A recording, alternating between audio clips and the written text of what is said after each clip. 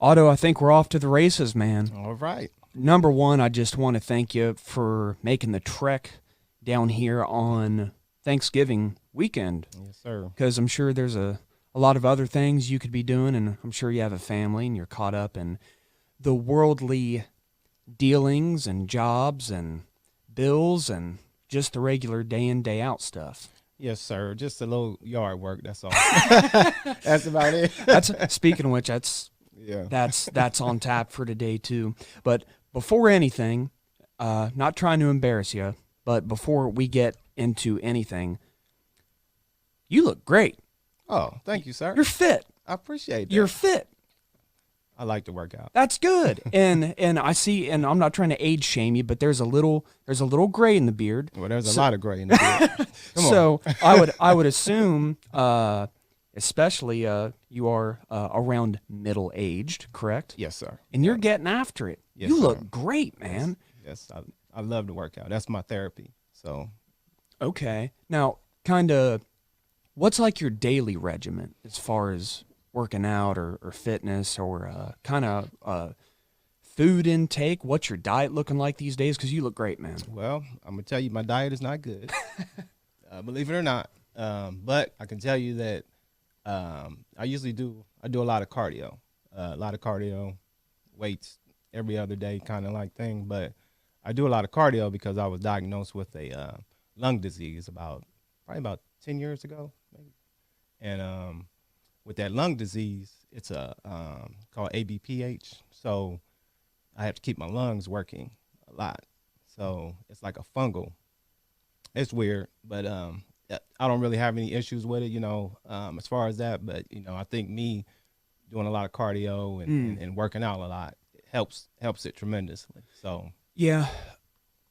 So is this something like a daily, like, can you notice this thing daily? no. Okay. Not at all. But you keep it in check with your regimen. Yes, I keep it in check very much. Were you like, is this something like, were you a smoker or anything No, for you? Not at all. I actually got diagnosed. I was 35 when I got diagnosed. And it seemed like it came out of nowhere. When you're young, you think you're healthy and you're invincible, like you never get sick. Right. I was that guy. And then this happened. And yeah, so, yep. So that's one of the reasons why I work out and do a lot of cardio. That's one of the reasons, but I also enjoy it. Okay. Now, when you're doing cardio, are you into do you do any like non-impact stuff, or is it like treadmill, stationary bike, elliptical, kind of what's that looking like? My machine of choice is the stepper. Oh, Yeah, I love it. that's the worst. Yeah, matter of fact, I just did 45 minutes this morning. Before you came in? Yes, sir. Oh. And then I do a lot of the insanity workouts. Do a lot of those. Really? Oh, yeah. See, this is where I don't have much love for people my age that are just flat out lazy. Do you get what I'm saying? I feel you. Yes. Yes, sir. There's I no feel you. excuse, man. Yeah. Because you could just as easily use this sickness of yours as a crutch. I can't do that. I'll get to that later. I'm not about that. I have this going on. Yeah, it's weird because I get up and I'm like, okay, I need to get this workout in. It's like almost an absolute must for me. That's phenomenal. Kind of weird. No, it's not. Well, in this day and age, everybody wants the instant pill, the quick Yes, result, yeah. and working out is not it. You got to put the work in, man. Yeah, but yeah, it's my go-to. Yeah. That's phenomenal. Now I see we have some notes here. Yeah, Otto. How about number one? Kind of let people that listen to this podcast, let people know kind of who you are. Just some cliff notes. You are Otto Okay. Austin. My name is Otto Austin. I am a correctional officer of 25 years. I work at the Franklin Medical Center. Actually, with Ethan's dad, me and him are actually partners. What? Yep. So that's how I've come down here on this podcast that I'm very much appreciative of. But I am married 23 years. I've been with my wife for 27 years. I I have 2 kids. I have a daughter, 26, almost 27, and a 15-year-old. And I have 2 grandkids, a 6-year-old and a 2-year-old. Oh, my. My daughter is married. She's been married for 4 years. Husband is a pro basketball player, and they are currently in Israel. Yeah. Okay, let's stop there. Hey, there was just a lot said. Yeah. A pro basketball player. Yeah, he plays in Israel. Overseas, I should say. He's a pro basketball player overseas, and he is currently in Israel playing basketball. Yeah. That's insane. Yeah. Kind of coincidental to the faith-based podcast, you know. Absolutely. Israel. Yeah, absolutely. Did you tell your kids you were coming here? No, I'm surprising them. Oh, Yeah. okay. Did you tell your wife? Oh, I did. Yes. Was she like, what was her reaction? Just kind of blah, but I think when she sees it, she didn't react too much, but I think when she sees it, it might be a different reaction. Okay. Yeah. Okay. So, Yeah. But, That's okay. You said kind of blah. kind of blah, like, oh, okay, that I'm interested, but okay, we'll see. Kind of the brush off Yeah. kind of thing. Yeah. Oh, yeah. Which Yeah. I won't beat up on her too bad. So it's, no offense to the missus. Yeah. So, I'm offended. yeah, Let me stop. that's all right. So, Otto, of course, this being a faith-based podcast, did you grow up in the church? Were you already a young man, kind of when you came to the Lord? Or I guess where was the Lord kind of introduced to your life along the lines of being kind of just a follower of Jesus? Was it a progressive thing? Was there like a defining moment? Or kind of walk me through how you got to know the Lord. Yes. Well, I didn't grow up in the church at all. I could tell you probably in my lifetime growing up, we probably went to church here and there, that Easter Sunday type of, go to church. Sure. And that's about it. Maybe New Year's growing up. But my defining moments, I can say, was actually working at FMC. So I've probably my walk probably really started probably about maybe 10 years ago. Oh, really? Yeah. So yeah, because I didn't grow up in church. I wasn't a follower of Jesus or anything. So I consider myself still a newborn, baby steps. So That's me every day, dude. that's all of us every day. You're right, man. So and the influence came, like I was the guy that the judgy guy. I was the guy that, I feel like I've always been a good guy, good person, judge of character. And, I would sit back and I would watch people, and these people who say, oh, I'm a Christian. And then I would watch them as they interacted. And, I've heard it since I've started my walk. I'm sure maybe you've heard it. Oh, you ain't no Christian. That was me. They can't be no Christian. I mean, look how they act. Look how they, judge you. I was that guy. So I kind of laugh it off when people judge me because, being that's where I came from. But there was a particular individual who I watched him, and he was my old pastor, one of my best friends to this day. I watched him, and, his character, how he conducted himself, and how he moved about, our job. I developed an admiration for him, and then he told me, hey, I'm about to start my church. So I was like, oh, okay, still not really trying to take that walk, but, I liked him as a person and his character. So I said, well, I will, I'll support, So he started his church, went in there, we did some work in there, helped him get it up, helped, do some things in there. And, my intentions was to just help support, get it off the ground, and then leave. I wasn't trying to, be rooted in no church. Sure. That's just being honest. I wasn't. Sure. And, but I was drawn in, and I stayed. And, I ended up, being like, his right-hand man, just like the guy who his go-to guy. Okay. I think that's where I excel at in the church is servitude. I'm a servant. Whatever he needed, if I was available, if I could, provide it, I was there, but always, that's one of the things as Christians that I think we need to be mindful of,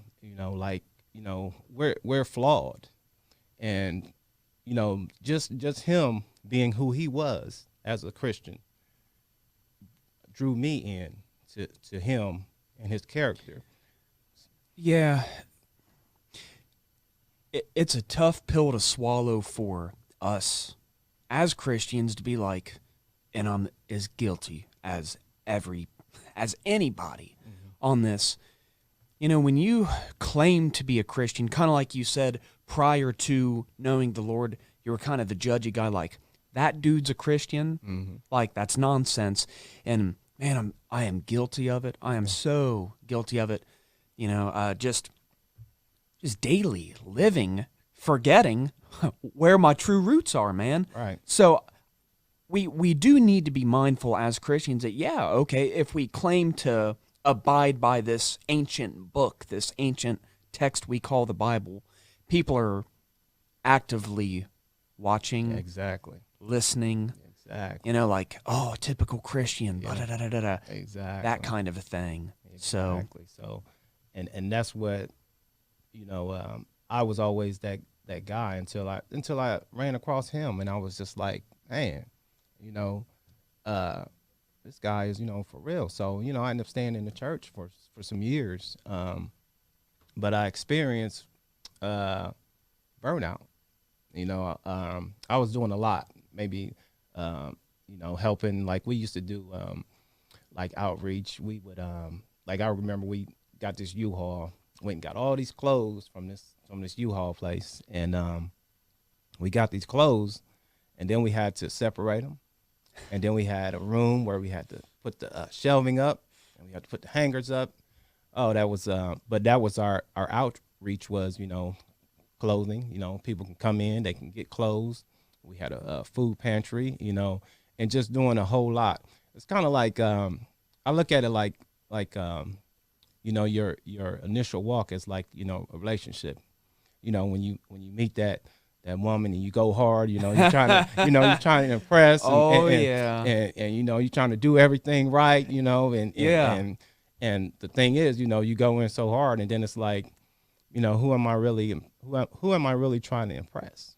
The thing is that if my heart is not for God and I'm trying to impress man, who is the pastor, that's why I experience burnout, because I'm trying to do these things for him and it's not for God.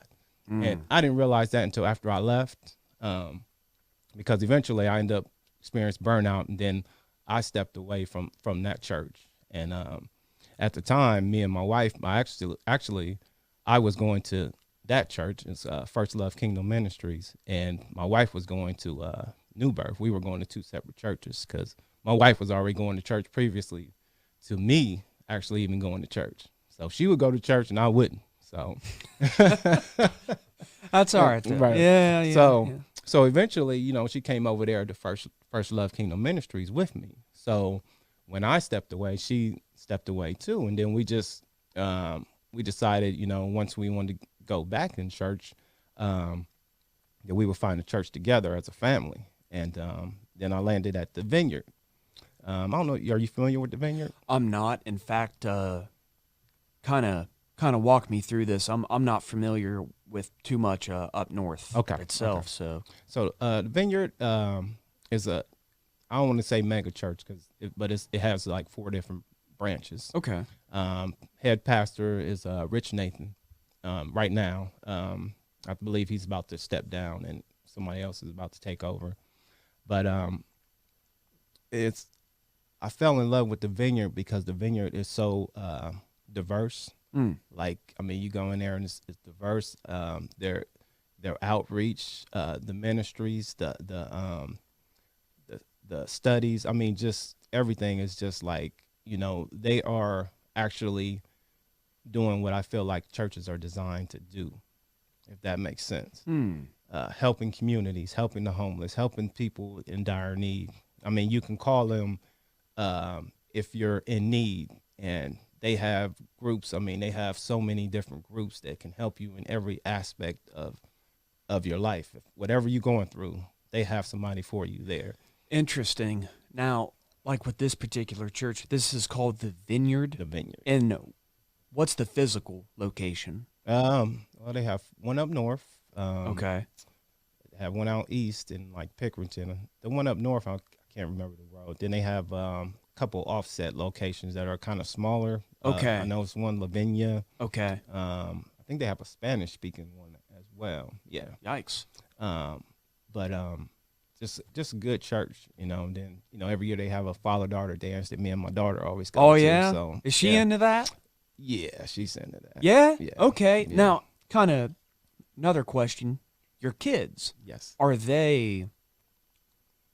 what's their take on your faith or the Bible or the whole Jesus thing? What's their take? Well, I can tell you my oldest daughter is very much let me go back. Now, my oldest daughter is from a previous relationship to me being married. That's Okay. So her mom uprooted her in church. So she was in church. She's been in church. So she, of course, you know, she's in church. She participates, you know, when she can, of course, because now she's traveling. Of course. And so she's very much, you know, her mom is and that type of thing. Now my youngest, you know, that's a fault of ours because she's not really that, you know, she's kind of like mom and dad, you know. I remember I listened to your podcast last week and I was listening to Mike and what he was saying about the disciples, the different areas. So I would consider myself probably the shallow disciple. Just keeping it real, you know. Love man. God, but I don't always do what I'm supposed to do. I don't read like I should. I don't pray like I should. But he's always there. And, you know, like he's always there convicting me when I'm doing wrong, when I say something that I ain't got no business saying, you know. Man, I praise your honesty. Hey. Okay? Honestly, for real, because, man, if that isn't the truth. Yeah, so. If that ain't the truth. With, like you said earlier, though, with all of us. Yeah. But in a sense, it's kind of like the point. It just goes to show you, and just in this conversation here, we need Jesus, man. Amen. Absolutely. Because it's hopeless without the Lord, man. We cannot do this in our own strength, which the scripture, the Bible, I should say, clearly indicates from Genesis to Revelation. It's just so crystal clear. But as hard-headed humans, Yes. our sinful Fleshy. yes, Flesh. yes, exactly. It's just so ingrained in us to be dirtbags, you know. And it's just a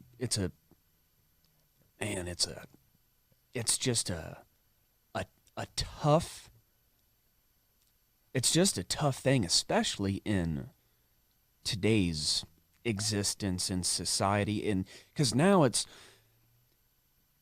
not exactly the most popular thing to be a Christian, Right. these days, you know. And I'm sure you've heard me kind of mention that on previous podcasts. Yeah.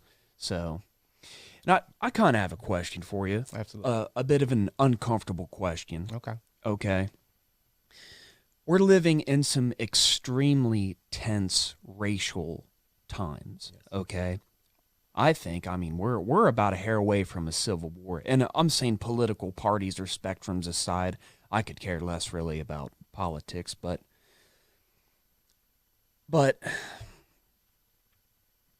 what are your thoughts and feelings? What is Otto's thoughts and feelings exactly where we are in this country, racially speaking? Well, What you experience? What are your thoughts? What are our ways of getting through this turmoil? Because there's obvious turmoil, and how can we push past this as Americans, as as a reasonable society? Well, my thoughts are that I think it starts with our I think it starts with our presidents. You know what I'm saying? I think it starts with the parties. The parties coming together as one and being united and being able to work together. And I think that that would flow over into our country. You know, but when you have, you know, these people at odds, these parties at odds, and people see that, I don't want to get into, you know, who I support and who I don't support, because I don't believe in mixing politics and religion. But I think that, you know, on one end of the spectrum, people feel like, okay, if you got this guy, then this is who you support, and on this end, and we look at certain parties as being racially, like I'm gonna say prejudiced. You know, like if you support this party, then you know what I'm saying you're racist. Well, I used to be that guy, and I used to feel that way. But as I grow and I look and I realize that some people stand firm on some ideas, things that they feel. It's not necessarily about the person, but it's about what they stand for. So as far as pushing past it, I think we just need to, you know, it sounds like, it sounds like kumbaya, but we just need to basically, just, I don't know, and respect each other's opinions. Because I think at the end of the day, like, you know, I look at people and people go at it about, oh, well, he did this and he did this and he said this, but it's about respecting each other and respecting each other's opinions. And okay, this is why I feel this way, and this is why you feel this way. But we're never going to, you know, I'm not going to pull you over here. You're not going to pull me. But because I feel like, you know, when you go back and forth, that's the goal. The goal is, oh, well, you know, he did this or he said that. But at the end of the day, you're not going to agree. You're just going to walk away. And then guess what? The next day, y'all going to continue. And I say that because I don't know if Pops told you, but we got him and another gentleman go at it all the time about Imagine that. Politics. Imagine politics. that. Yeah. And, you know, I just think that we just need to respect each other's opinions. And I guess that's the bottom line. I really, you know, that's a question it's hard to answer because of everything that's happening right now with everything our country is going through, with COVID, with you know, the presidency and just it's a lot. And you know, and it's not a simple solution. Or if people would just, you know, like I said, you know, if everybody would come to Jesus and you know, just to be honest, you know, and Man. we would realize, you know, we would love everybody for, you know what I'm saying, who they are, regardless of opinions. You know, I think that's what makes this world just, everybody's different. Everybody's going to have a different opinion, you know. Just be respectful of each other and one another, you know. Like you said, not to put a kumbaya spin on it, but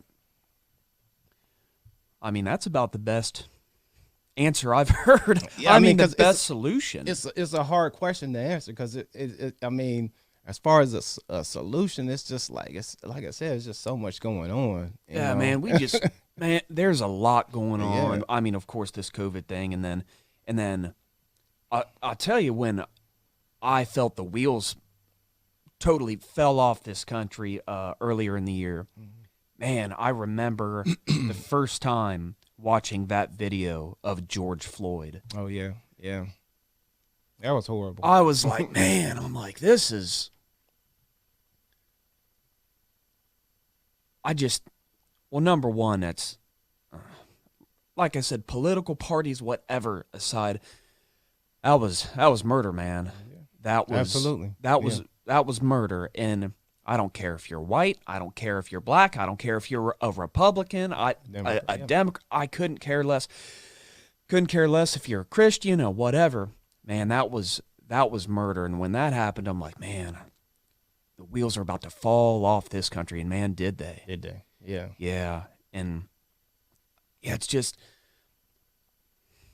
how do we prevent something like that from, from happening and continuing? And your answer, I mean, it's simply but eloquently put, man. Just if everybody just had the love of the Lord in their Yeah. heart. I mean, we would be so much more understanding.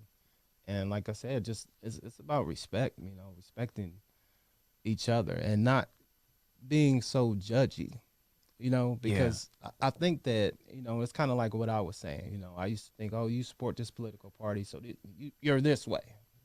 This is how you feel. This is how you feel about, uh, me as a black man.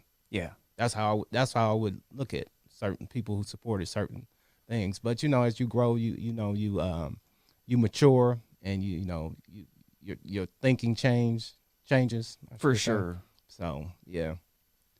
Yeah. Now, and speaking of chaos and madness, essentially, siblings. Austin, do you have any siblings? I do. I have a older sister and a younger sister, actually, and I had a brother who was tragically murdered 6 years ago on the 4th of July. I lost him. Um, Okay. Excuse me. 6 years ago, this is an. Did you say older or younger? he Brother? was younger. He looked older, and everybody thought he was older, but yeah. He was murdered 6 years ago. Yes, sir. Okay. When this happened, Hmm. where exactly were you with your walk with the Lord? I was probably maybe a couple years in, Okay. because I know, because when let me do a little background. Like my brother was he was something else. I'm gonna say that. Okay. Uh, loved him to death. He was my brother, my baby brother, and I was probably like a couple years in my walk, but uh, he was gang affiliated. He was in the streets. Totally, it's funny. I think about it. Growing up, we were like night and day, and everybody would always say it, like, be like, oh, that's your brother, and like, yeah, that's my brother. I was always just kind of like the quiet, laid back, out of the way homebody. He was always that guy, gone in the streets all the time.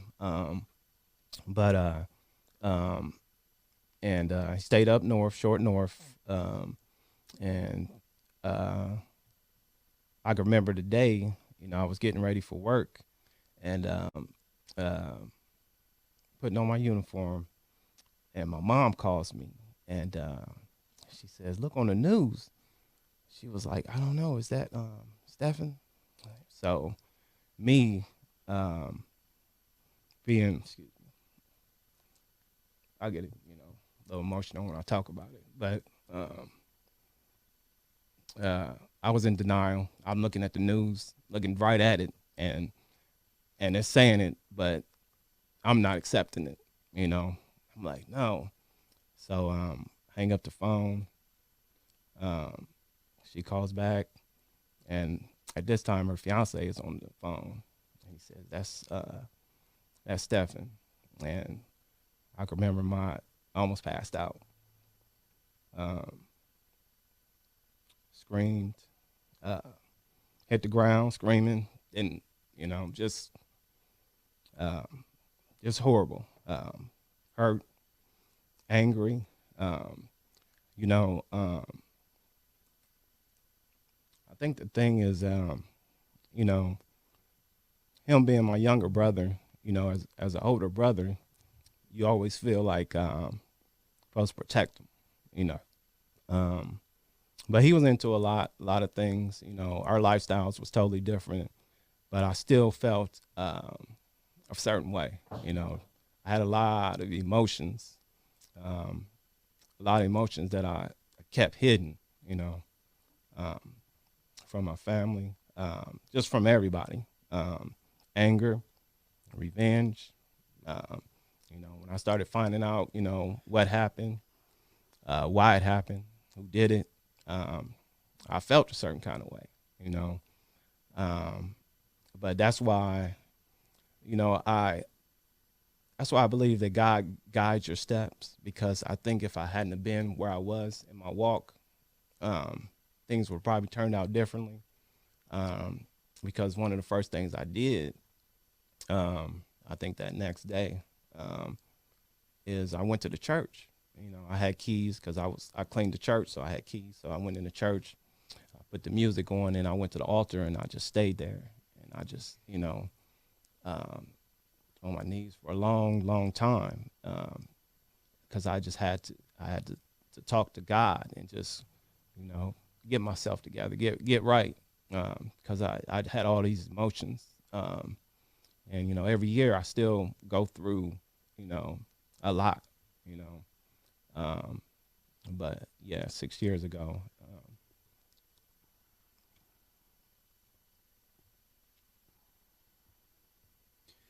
Woo! Yeah, I mean, That's powerful. Mm.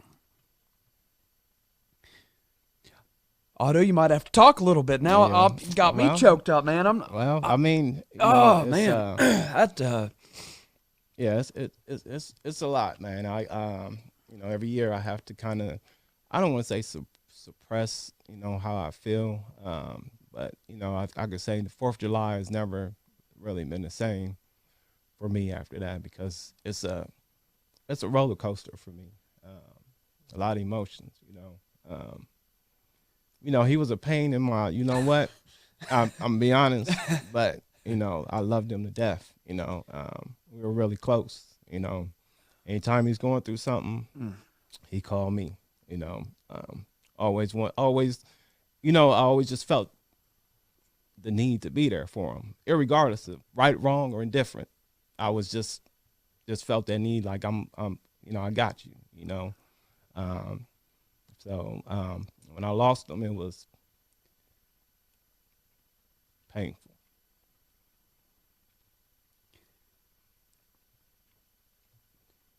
you got me choked up, Austin. Oh man, Yeah. no, something like that happening. Number one, I can't conceive that. You know, I have an older brother, Yes. myself, and I can't even conceive that. So putting myself in your shoes is incomprehensible. If you had to give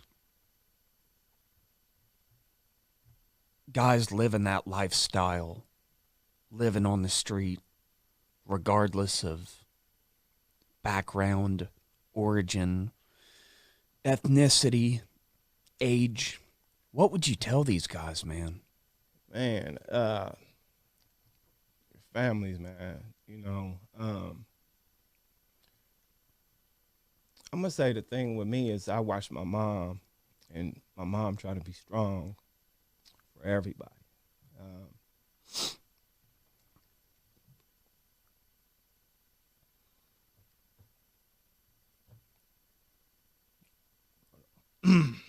Um, Never seen her cry, but I know she hurt.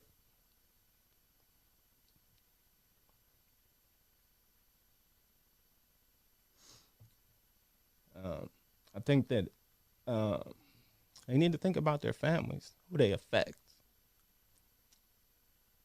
Uh,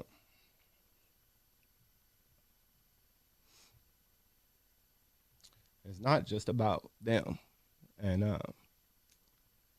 them wanting to live that lifestyle. You know what I'm saying? It's, you know, you have a mom. You know, in most cases, some of you have dads. You have family, sisters, brothers, people who love you and care about you. So when you live that lifestyle and you put yourself in positions for things like that to happen, you know, everybody's affected. You know, you know, I think a lot of people the younger people that are in that lifestyle, man, it's they feel like they don't have a choice. You know, a lot of them don't have parents, or might just have mom, or with no dad, or opposite, you know, vice versa, and don't feel like they have a recourse. And a lot of times it is about family. Okay, these people care about me, but it's a false sense of security because they don't really care about you. You know, it's just think about other people besides yourself, you know, because, you know, I always think about my mom, and like I said, man, she was strong for all of us, but I know she hurt. Yeah, man. Yeah, something like that. Excuse me. Okay. Something like that. It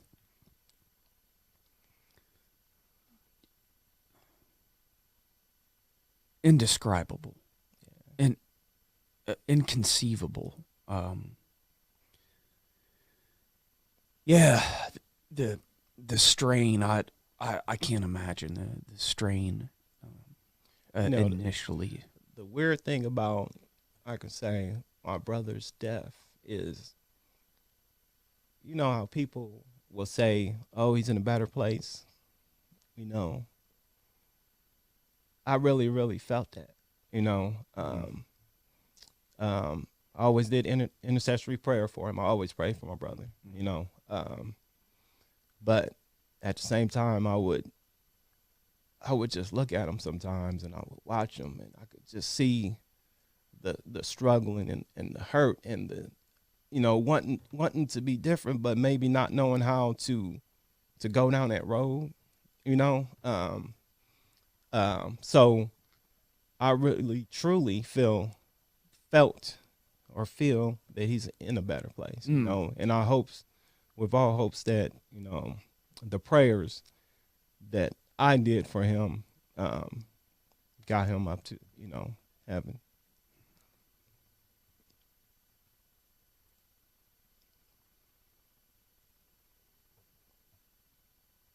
I haven't taken as many pauses on a podcast yet than right now.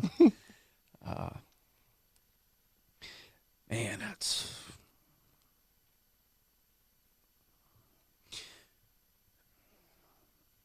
the fact that you have pressed forward from something like that, and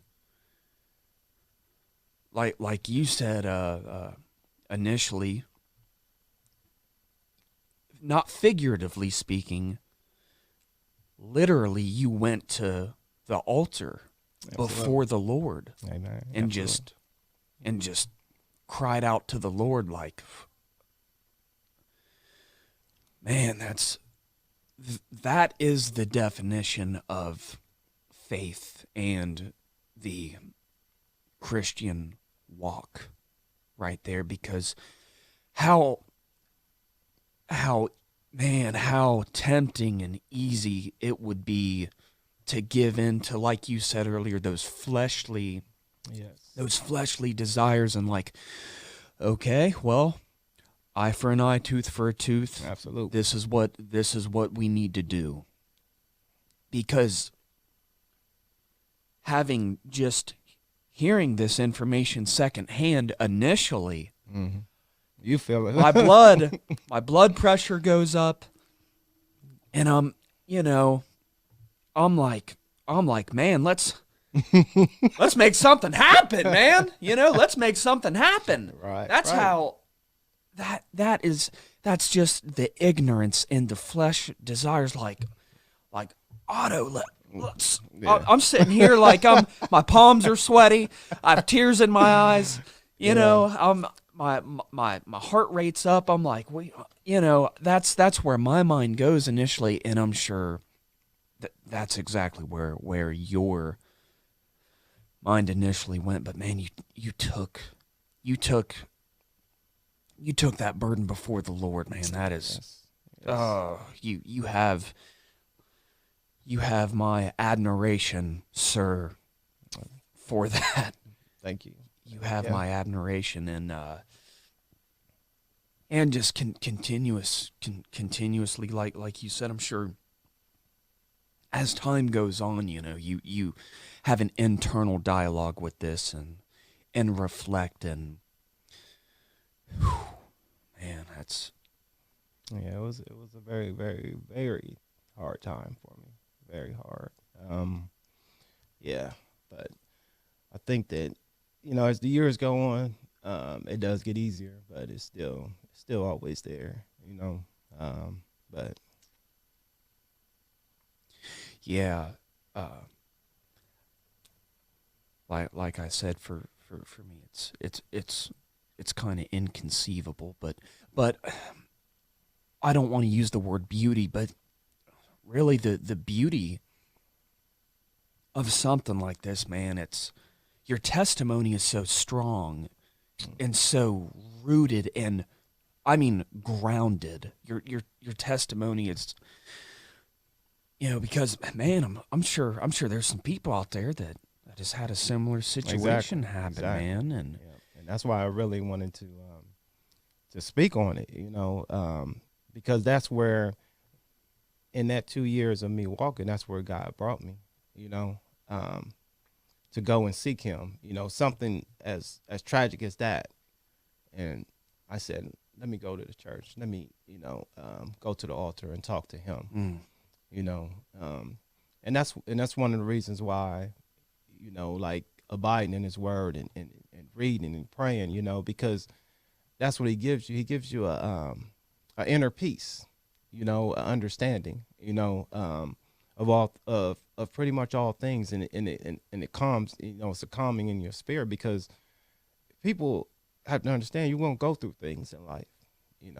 God never said that, okay, you're not, just because you're a Christian now, you ain't gonna experience nothing. We all experience, and abiding in his word and reading and praying and all and those things. That's what gets us through those things. yeah. So I could say that, during that time, he's who got me through that, and continues to get me through it. Yeah, and just to second what you're saying, kind of bring some reinforcement. We're told Jesus is the comforter, man. Amen. Absolutely. The comforter. And Jesus himself, he said, essentially, he said, man, are you weary? Are you burdened?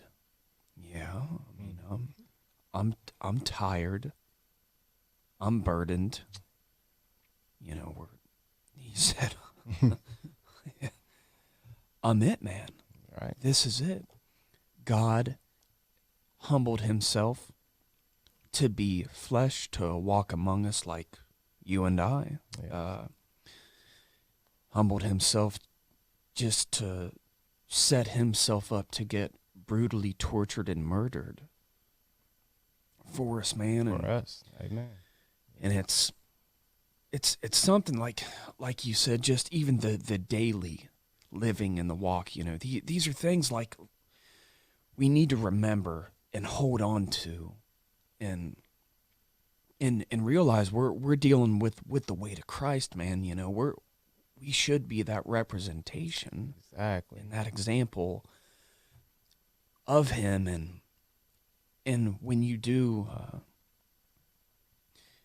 give an account or a testimony rather of like a story so intense as your brother dying by gang violence, man, it's that's something of substance and something people can really grasp onto, because it's not like kind of like a gimme relationship, kind of like I had growing up. Like, hey, your grandpa's is he has a local church, and you get raised in the church from a kid on, and I'm just kind of this country bumpkin kind of a kid, and as a kid and growing up in the church, I really had a leg up. Praise the Lord. Thank God that I was born into the family that I'm born in. Absolutely, yeah. Credit shout out to mom, pops, and the rest of you, man, for real. But Amen. yeah. Absolutely. Yeah. So for real, it's I have such a leg up, but for somebody who came to the Lord like yourself as already a grown man, and to handle a situation like a situation concerning your brother with such spiritual maturity, man. Otto, I have nothing but love and admiration for that man. It's Hey, all the glory goes to him. Yeah. I mean, honestly, I just, like I said, I really feel like God put you in certain positions to I think it's about a matter of how we respond. I always think about like where I'm at now, the medical center versus where I was before in Marion. I always ask myself, could I be the same guy if I was working at Marion? And when I say that, I'm saying it in text like, you work at PCI, so you deal with, I'm saying, the younger inmates, you deal with the rah-rahs and all that, I know the type of person I was when I was working at Marion, and that wasn't the type of person I am today. yeah. And I always wondered, like, if I could do my walk, if I was working at Marion, would I be viewed as a hypocrite? Because, there's certain parts of me that I wouldn't want to give up working at a regular institution. Like, working at the medical center, it's a whole different environment. I think that, probably, we're medical. Sometimes I look at us as correction officers and like how we look at death, how we look at medical things, and what we tend to do is we tend to look at inmates like, I don't know, beneath us. But at the same time, we have to realize that they're still human. They're flawed. I used to be that guy, so let me say that, because I always want to say that, because I never want to come off like, oh, I was just, because I used to be that guy. But with my walk, I learned that, okay, what's God say? A sin is a sin. Hard to digest. I know. I think I heard you speak on that before. That's a hard pill to swallow. Excuse me. Yes. But sin is a sin. So that's something that we're trying to relate to. And I'm not saying what I look at in the aspect of these inmates, and I've been in the rooms where inmates have passed, and they dead, and their families are in there. Like I was saying earlier with my brother, and you was asking me like, how can we change this? Okay, his death and his life has affected his family. He still has a mom, he still has an uncle, he still has brothers and sisters, people who love them. They're not incarcerated, so let's not act like, let's not treat them like, oh, they're second class citizens. Exactly. And I think that sometimes I notice that's what we tend to do, sometimes, subconsciously. It's not like we say, oh, but I think it's subconsciously we do that, and this has been a journey for me, a walk for me, just learning. I didn't immediately come to these conclusions, but it's just over time, just watching, and I listen to conversations. Oh, you just, oh yeah, he passed. Yeah, just things that are said, and it's just like, man, have we become that immune to somebody's life and the life of his family, or so it's those type of things, that I do think about, Otto, you come off to me as an extremely seasoned follower of Jesus. Wow. Seriously. Why, thank you. You really do, man. You come off with just a ton of spiritual maturity. Like, you've been doing this a long, over the course of a lifetime, man. You can the Lord has undeniably done some work in you, man. I mean, yes, he has. I can attest to that. Yes, he has. Yeah. yeah. It's you just come off as an extremely seasoned Christian, man. I mean, and just to add to your point, like you said, being a employee for the prison system, man.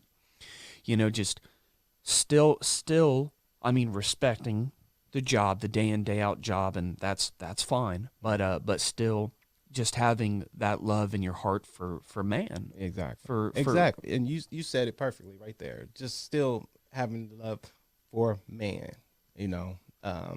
Take outside of aspect of, but just Of course. Yeah.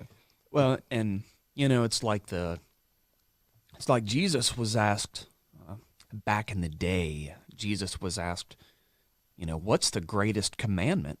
And Jesus simply replied, love the Lord thy God with all of your heart. And this, speaking of tough pills to swallow, the second one, love your neighbor as yourself. Yes, amen. That second one, I kind of just... It's hard. We all struggle because, somebody rubs you the wrong way. You feel a certain kind of way. I think we walk and we work daily on that one because that's a hard one. Yeah, and it's a hard one in a reality, especially like you're in the workforce still, and it's tough, man. Like, what am I even trying to say? Just the day in, day out stuff, trying to do this Christian thing. Exactly. You're on the road, you're in traffic, somebody honks their horn, and, you get fired up, or you're just in public and people are acting ignorant, and, you're at the workplace, your coworkers, and then you have incarcerated, individuals doing their thing, and, man, it's a tough thing, especially to remember that, What I always think about is it's kind of weird. Like when I'm driving, in order to keep me from having road rage, is like if I'm driving and say somebody do something stupid or they, I always think like, okay, they might have a loved one and they might be in a hurry to go in the hospital. Weird, but it calms me and it contains me to say that to myself so I don't feel a certain kind of way or be a certain kind of way. Because let's be honest, let's be honest. I don't want to see an angry Otto Austin because of that cardio. Okay, because I think you got some juice, man. I think you got some juice. Kind of a 10 rounds with Tyson kind of a thing, man. I am the most loving person that I know. Yeah. I believe that. I believe that. Really? I don't know. I'm thankful for your spiritual maturity and slow to anger. Yeah. So very slow to anger. Yeah, that's good. No, but honestly, and it's once again speaking from a point of your, and I know I keep saying this over and over, but your spiritual maturity, man, and walk with the Lord. There you are, like you said, just something like getting cut off in traffic or something. You're giving that human the benefit of the doubt. Absolutely. And separating yourself from that situation. It's speaking of back in the day when I was in the Army, we're taught to, when we do get into a confrontation or any type of situation, to immediately detach, and kind of look at things from like an aerial point of view. Okay. And just like, okay, let me kind of remove myself emotionally from this situation so I can properly respond. Hence, what you're talking about in response to, we'll just say, difficult people. Exactly. So, man, Austin, oof. You're pumping out a lot of information to the people, man. Well, I'm glad. I'm Yeah, glad. You're pumping out a lot of information. Something else that you had mentioned kind of before I clicked record. We were talking about what kind of reviewing these notes here. You said something. Let's see. Fresh start now. Yes. That's something you wanted to kind of bring awareness and bring to the people. Yeah. So me and pastor from First Love Kingdom Ministries, the first church that I went to. Like I said, me and him are like really good friends, and actually, him, my wife, and me kind of on the back end a little bit are doing have a home in Thornville, Ohio. It's called Fresh Start Now, and what it is it's going to be a foster for foster kids. However, we're going to do like a little church on the facility, mentor, pastor. Now, these are kids that are, troubled, come from troubled backgrounds. They've been in foster care for, probably at least 10 plus years. But they usually have the kids in their homes and whatever. So they wanted to branch out and actually do a facility. So we're looking to possibly have a opening in like maybe spring, summer, in the works now, because of course the building needs work. So a lot of things have to go financial, it needs a lot of things, and we're just trying to really get money raised and stuff to get things done that need to be done before we can actually get it up and running. So that's one of the things, the projects that we're working on. I'm working on kind of like on the side a little bit. Okay, and when that does get up and running, just give me all the information, and I'll plug that in on this podcast when it does get up Yes, and running, sir. and Will do. get all the information and whatever you want people to know. I would love to. Yes. I would love to square that away. Thank you. You Appreciate it. just to get that going. And Otto, you're doing the work of the Lord, man. I'm trying. Hey, You're doing the work of the Lord, dude. I'm trying at the same time, trying to stay grounded and be me, and I think that's an important aspect, like I said, real quick. I know we're on a time constraint. You're fine. I'm gonna ask you how much time we got?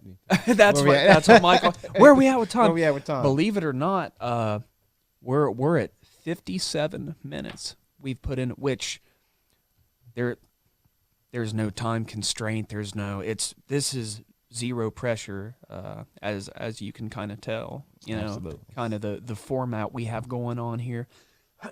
Excuse me. So I think that I think I really want to say as Christian, what we need to do is I think you touched on it earlier, is kind of be mindful of how we interact, because we never know who's watching, who we might influence, who we might be able to bring to Christ, or sometimes in some cases who we shoo away from Christ because of maybe things that we're not doing that people feel maybe we should be doing. So I just encourage us, to just walk the walk, be mindful. So Kind of just to take the words out of Jesus's mouth, seek first the kingdom of God and its righteousness, and all of these things, meaning all of these things, these worldly daily needs, all of these things will be provided to us. Amen. And yeah, man, you're Otto, thank you so much for coming here, man. Oh, I appreciate it. Dude, I'm glad you put this in front of me, because I feel like I need to be taking notes from you, man. I mean, this is what people need to hear and see, is you're so transparent. Mm-hmm. You don't hold anything back. You don't pull any punches, and you're just real. And people can see that, and people respect that, man. And it's something that I kind of think that's missing out of the modern day church, man. we do, what's called Christianese. Yeah. Hey, brother, hey, God bless you, Yeah. gee golly gosh, and Yeah. all this stuff.